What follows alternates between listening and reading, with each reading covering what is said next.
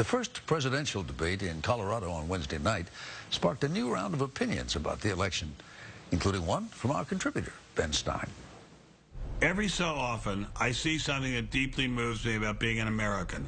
It could be a bald eagle soaring above Lake Pend Oreille in North Idaho.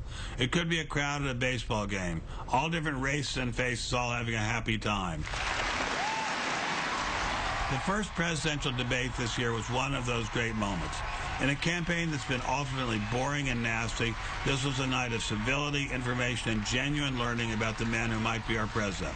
In President Obama, whom I have often criticized, I saw a man of dignity, deference, and politeness, extremely well-informed and quick with a quip that expressed his point of view. I admired his demand for more detail and his noting the contradictions in Governor Romney's different plans over the years. He's been asked over 100 times how you would close those deductions and loopholes, and he hasn't been able to identify them. In Governor Romney, as to his chance to win, I've been skeptical. I saw a man who still lacks specifics, but who is facile with concepts and numbers, extremely adroit at mixing practicality and ideology.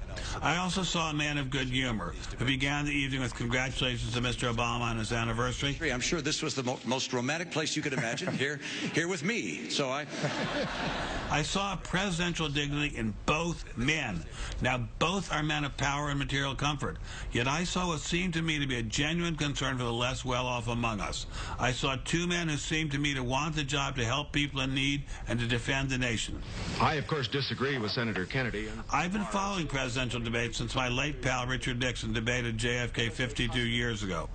In my view, this most recent debate was the least rancorous, most factful, and most good-natured debate I've ever seen. We do have a difference, though, when it comes to definitions of small business.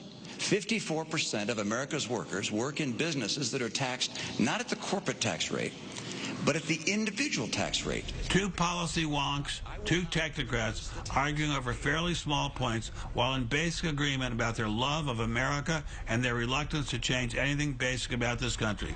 No hatred, no talk of punishment, just a wish to make something great even greater. Now, much may change in the next few weeks, and the debates on foreign policy and defense may be totally different. But when Larry King asked me after the debate last week who won, I said, America won, and I meant it.